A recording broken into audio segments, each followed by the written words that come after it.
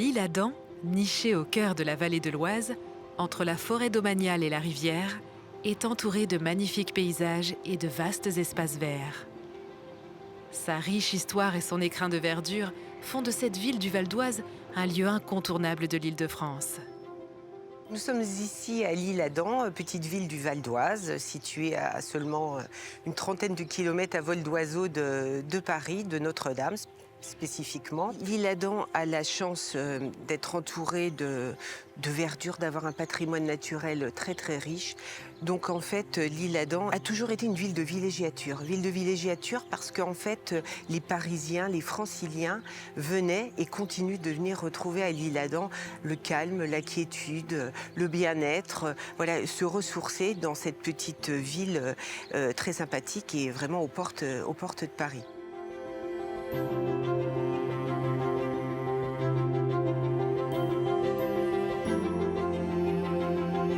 Aujourd'hui, nous explorerons les sites emblématiques de l'île Adam, notamment l'étonnante plage de la ville, son pavillon chinois, ainsi que son musée dédié aux grandes heures de gloire de cette station balnéaire singulière.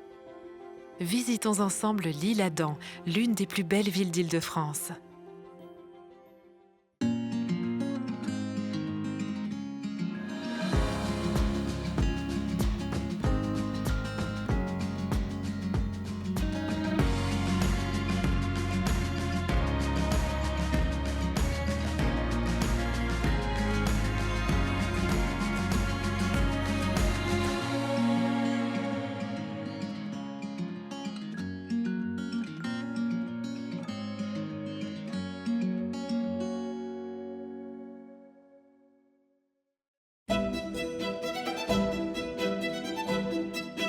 Les premières traces de vie à l'île Adam remontent à l'époque romaine, dans le quartier de Nogent. L'histoire de la ville commence au bord de la rivière, sur l'île du Prieuré. Des seigneurs successifs se relaient, notamment Adam de Lille, qui construit un château et donne son nom à la ville. Nous sommes ici sur l'île du Prieuré et où se trouve donc ce que nous appelons aujourd'hui le château Conti. En fait, le château Conti n'est en fait qu'une demeure bourgeoise. Il n'a de château Conti plus que le nom.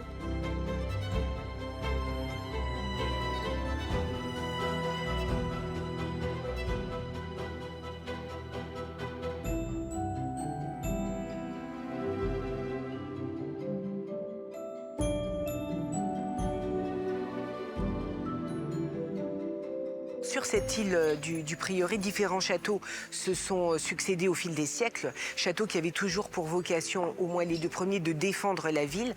Donc tout d'abord une motte féodale, ensuite un château fort. Et puis ensuite, il faudra attendre le XVIe siècle. En fait, on va détruire le château fort. On va édifier un château de plaisance. Le connétable Anne de Montmorency qui va construire un château d'agrément. Les siècles ont passé, la Révolution est arrivée et bien entendu, le château a été détruit également.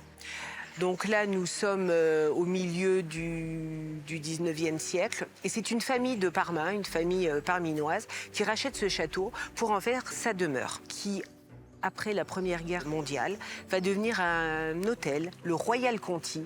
Royal Conti qui va recevoir les célébrités de l'époque.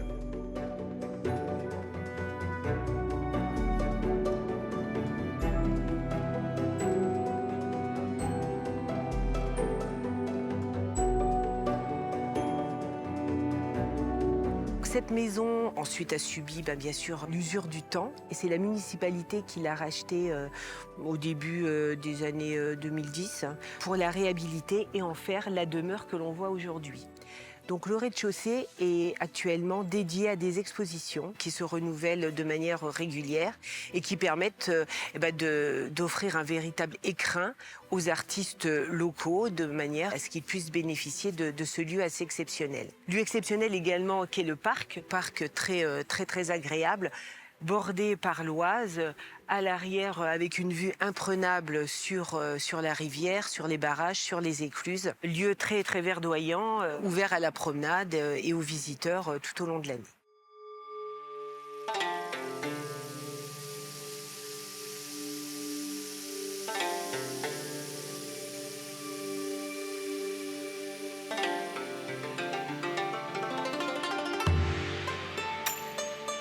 Direction le parc de Cassan pour découvrir un bâtiment insolite de l'île Adam, le pavillon chinois. Cette fabrique datant de 1785 est une architecture en miniature conçue pour orner un parc, anciennement celui d'un château. Elle est édifiée par le mécène Pierre-Jacques Bergeret de Grandcourt et le peintre Jean-Honoré Fragonard. Le pavillon chinois, tel que vous pouvez le constater, est conçu avec un étage. Il y a une première salle qu'on appelle la salle froide. Et là, il y a une petite surprise quand on rentre dedans, c'est qu'on s'aperçoit qu'on n'est pas en Chine, mais en Italie. Il est important d'avoir en tête que ces notions de fabrique, elles sont vraiment là, au-delà de la décoration, pour faire voyager. Pour faire voyager les personnes qui sont en visite au château, qui rendent visite. Donc là, il s'agit d'abord, dans un premier temps, de se rendre en Italie et d'imaginer que quand on rentre dans le pavillon, on est dans des bains romains dans lesquels on pourrait se baigner. Et ensuite, quand on monte les marches, on arrive vraiment sur la partie pagode entre guillemets et pavillon chinois, et là on se retrouve en Chine. On imagine très bien dans la salle rotonde en haut qu'on pourrait y entendre de la musique ou y avoir entendu évidemment de la musique. Vous retrouvez la particularité des pagodes du toit un petit peu recourbé et les couleurs principales qu'on retrouve dans toute la Chine qui sont extrêmement significatives. Le rouge qui est la couleur vraiment porte-bonheur qui va éloigner le mauvais esprit qu'on retrouve sur toutes les portes des pavillons en Chine.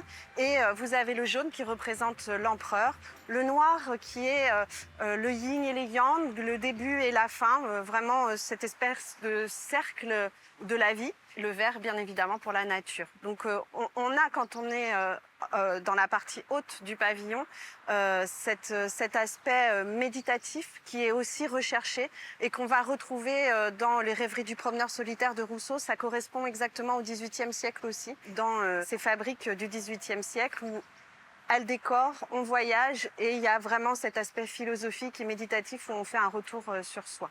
Vous avez dans la partie basse la plus grande particularité de notre pavillon chinois qui est le barrage, puisque lorsqu'il a été construit, on a détourné 4 sources pour avoir un étang à l'arrière, pour alimenter l'intérieur du pavillon et avoir l'étang derrière. Il est unique en ce sens parce que c'est le seul en Europe à avoir cette vocation de barrage en même temps que décoratif.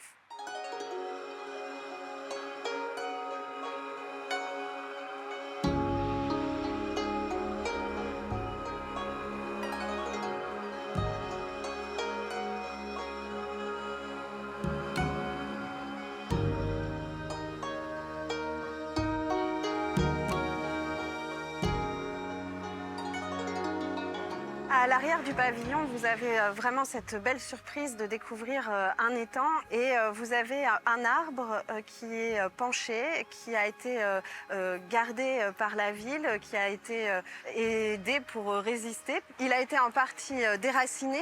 Il donnait une impression de calme, de sérénité qui participait à ce qui avait été fait au départ et à cette volonté de mettre le pavillon au cœur de la nature.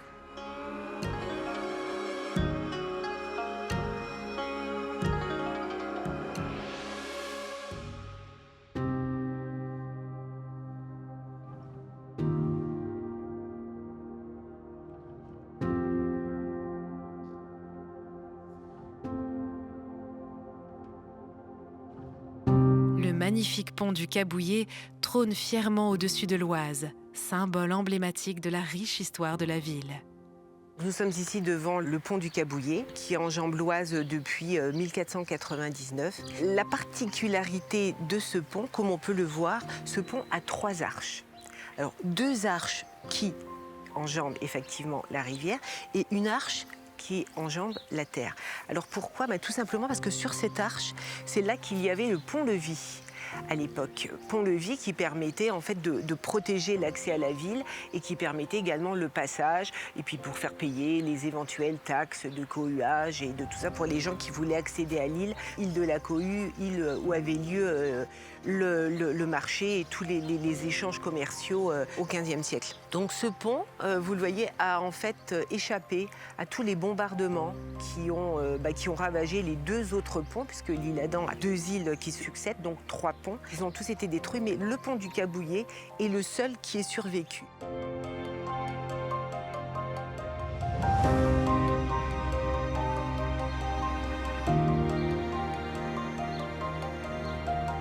Mais ce pont, c'est aussi l'âme de la ville, puisque c'est ce pont qui nous a toujours permis l'accès à l'extérieur et qui nous a protégés également pendant les périodes d'invasion. Pourquoi Cabouillet? Parce que Cabouillet vient du vieux français rabouiller. Et rabouiller, en fait, ça voulait dire remuer l'eau. Et c'est ce que faisaient les femmes, en fait, quand elles étaient sous ce pont. Elles remuaient l'eau pour permettre à leur mari de pêcher des poissons, poissons qui ensuite étaient vendus aux restaurants et aux auberges de la Grand Rue. Donc voilà, et ce pont de Rabouillet est devenu pont du Cabouillet. À la fin du 19e siècle, l'Isle-Adam devient une ville de villégiature, un lieu de bon temps où les Parisiens et les Franciliens viennent se ressourcer pendant la belle saison. Dès 1910, Henri Sulpice donne vie à la partie balnéaire de la ville, en créant une plage fluviale où les gens peuvent se baigner. Un complexe balnéaire se crée au début du XXe siècle. Aujourd'hui, on ne se baigne plus dans la rivière, mais dans des bassins. Ce site de 3 hectares est devenu une figure incontournable de la ville. On a plusieurs bassins, un bassin plutôt destiné aux enfants, donc le bassin plage. On retrouve un grand bassin, le bassin sportif, le bassin record, appelé, comme on l'appelle ici. Donc c'est le bassin avec des plongeoires. On a des plongeoires, des plateformes de 3 mètres et une plateforme de 5 mètres. C'est un bassin de 25 mètres qui est destiné à tous, mais qui plaît beaucoup aux ados, à un public adolescent et adulte. Et c'est un bassin qui a été inauguré par Johnny Weissmuller. Voilà, c'est l'acteur du film Tarzan et recordman olympique, premier recordman olympique. On a un dernier bassin, c'est le bassin réception toboggan. Donc on a 2 toboggans aquatiques. La dernière installation réalisée, c'est le dernier bassin réalisé. Et hormis ça, on a plusieurs types d'équipements sportifs.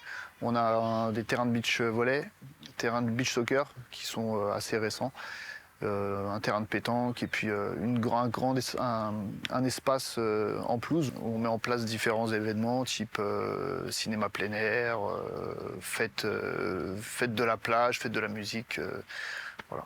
On a un restaurant sur site, c'est le restaurant de la plage, qui appartient à la ville mais qui est géré indépendamment par un restaurateur, qui est ouvert toute l'année.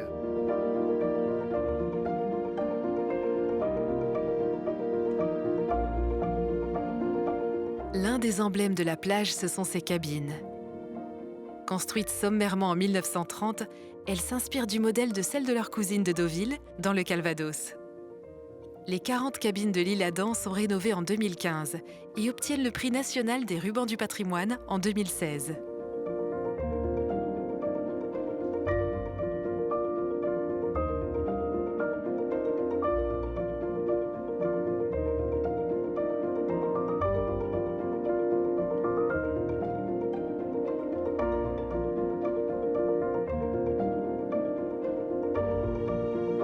Grâce aux services proposés par la plage, les visiteurs peuvent également pratiquer des activités nautiques. Il est ainsi possible de découvrir la ville d'une manière originale, en naviguant sur l'Oise, en pédalo, en barque, en canoë ou sur un paddle.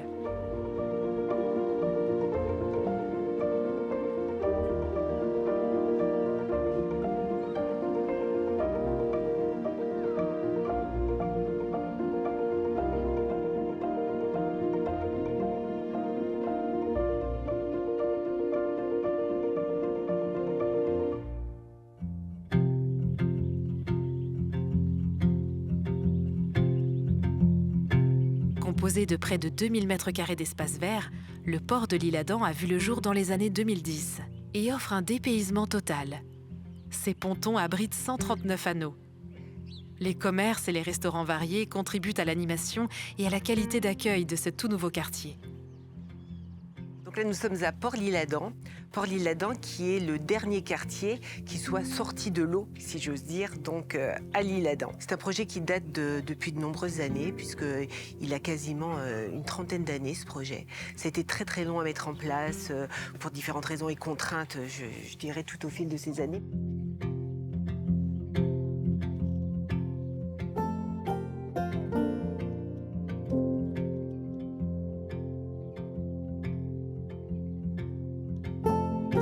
Il est travaux de ce port ont démarré en 2016 et se sont achevés au début de 2020, donc en cette fameuse période Covid, où les premiers habitants ont pu prendre possession de leur appartement.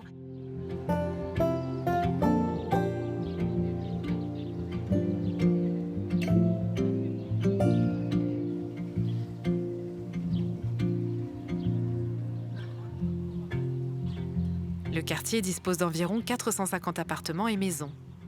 Mais l'attractivité de ce lieu réside bien évidemment dans son bassin et ses restaurants, qui donnent un véritable air de vacances à l'Isle-Adam. Ce port enrichit l'offre touristique de la ville, offrant un lieu de promenade, de rencontres et de convivialité. Il conduit également à la création d'une zone de compensation pour y déplacer les espèces végétales et animales perturbées par les travaux. Cette zone de biodiversité accueille ces espèces dans un écosystème conçu pour sensibiliser les familles et les enfants à la fragilité du milieu.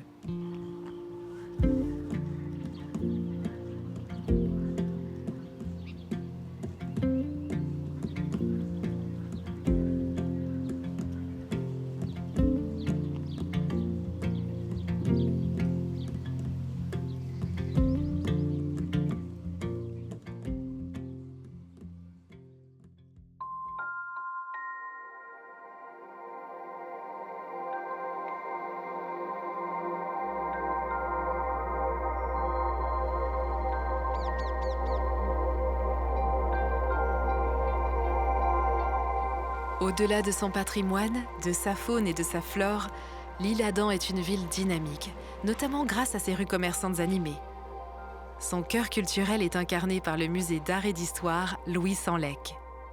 Ce musée est fondé dans les années 1930 par des collectionneurs et des personnalités locales, dont le docteur Louis Senlec, qui lui donne son nom. D'abord associatif, il connaît une nouvelle vie après la Seconde Guerre mondiale, en exposant ses collections, puis prend de l'ampleur dans les années 1970. C'est finalement dans les années 1990 qu'il devient un musée municipal. Nous sommes un musée, comme son nom l'indique, d'art et d'histoire, un musée essentiellement qui se concentre essentiellement sur le 18e, 19e et 20e siècle, avec une collection historique et une collection beaux-arts, avec notamment des œuvres des peintres paysagistes des bords de l'Oise. Et pour la partie historique, nous avons tout un versant sur les princes de Conti à l'Isle-Adam au 18e. Et ça va jusqu'au XXe siècle avec l'essor du tourisme à l'Isle-Adam et la plage de l'Isle-Adam notamment.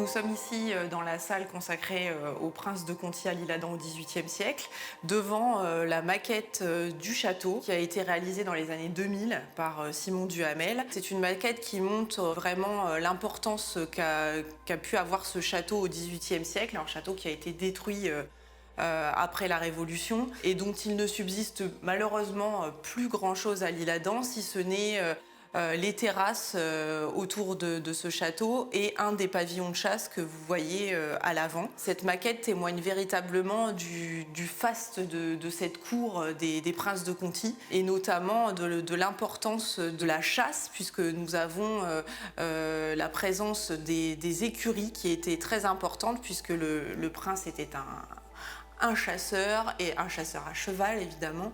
Et donc il avait fait construire d'importantes écuries qui rivalisaient à l'époque avec les écuries de Chantilly et donc des Condés.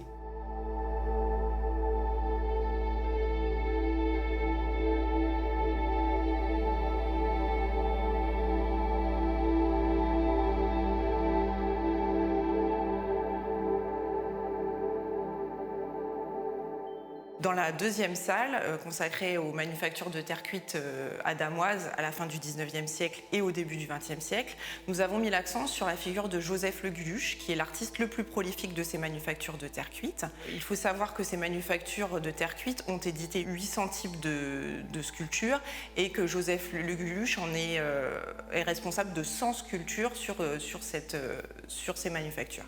Donc c'est vraiment la figure la plus prolifique et on peut y voir différentes thématiques la thématique notamment de la vie quotidienne, la thématique des bords de mer, mais aussi des sculptures un peu plus complexes qui sont inspirées notamment de l'Art Nouveau ou alors de l'orientalisme.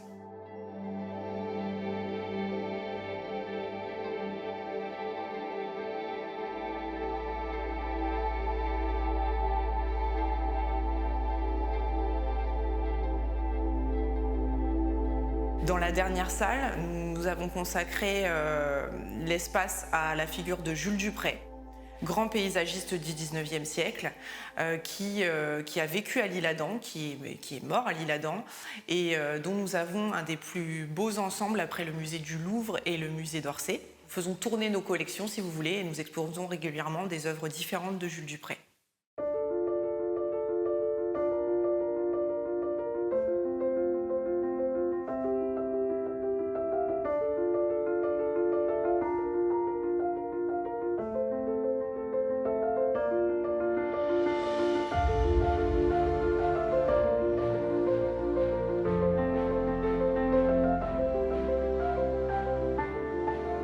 Nous sommes actuellement dans la salle consacrée à Jules Dupré, qui est un des peintres emblématiques de la collection et un des grands paysagistes du XIXe siècle. À l'instar de Corot, il va vraiment révolutionner la peinture de paysage. C'est un artiste qui est né en 1811 à Nantes et qui est mort à l'Isle-Adam. En fait, il a vécu à l'Isle-Adam. Ce qui intéresse Jules Dupré, ce sont donc les arbres, la forêt, etc. Mais ici, en plus, il y avait l'Oise, l'eau, et ça se retrouve vraiment systématiquement dans son travail. Nous avons la chance au Musée d'art et d'histoire Louis Sanlec de posséder un des chefs-d'œuvre de cet artiste qui s'intitule Environ de Southampton, qui est une œuvre de jeunesse et qui est très intéressante à plus d'un titre, puisque notamment elle a un format très conséquent, ce qui est pour l'époque assez rare pour un paysage. Elle s'inspire nettement des peintres anglais qu'il est allé voir, puisqu'il a fait le voyage à Londres. Autre particularité de ce tableau, c'est l'importance donnée au ciel, qui occupe les 3/4 de la composition, ce qui est assez révolutionnaire pour l'époque, et donne un aspect très moderne à cette œuvre, presque abstrait en fait, puisque là, vraiment il y a une énorme partie qui est réservée à ce ciel tumultueux, ce ciel anglais.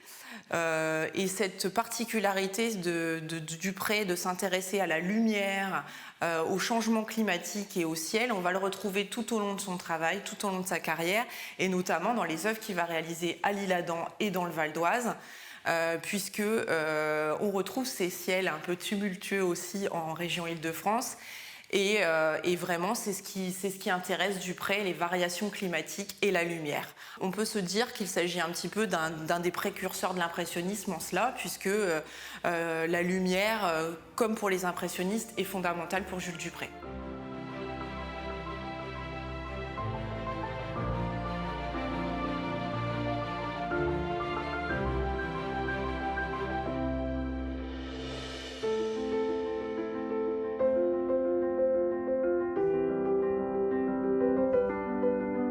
Le musée de l'Isle-Adam propose des expositions temporaires qui ont soit un versant historique avec des artistes qui ont vécu à l'Isle-Adam ou qui ont un lien avec le territoire ou avec les grandes thématiques du musée, comme le paysage par exemple, ou alors des artistes contemporains du territoire également, puisque notre projet scientifique et culturel va dans ce sens, des artistes du territoire.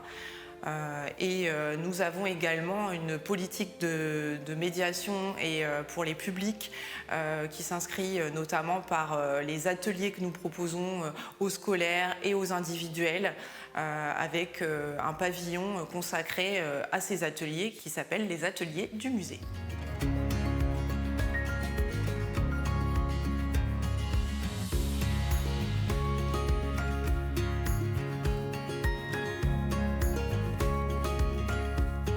Ainsi se conclut notre visite de l'Isle-Adam, avec son mélange d'histoire, de patrimoine, de verdure, de rivières et de monuments emblématiques. Cette station balnéaire se distingue comme un lieu unique de la région. Forte de sa tradition d'accueil, la ville se révèle être une destination touristique attrayante, offrant un environnement préservé, Des activités ludiques et sportives, des croisières fluviales, une plage, un port, ainsi qu'un patrimoine varié. Et c'est pour cela que l'Isle-Adam mérite indéniablement sa réputation d'être l'une des plus belles villes d'Île-de-France.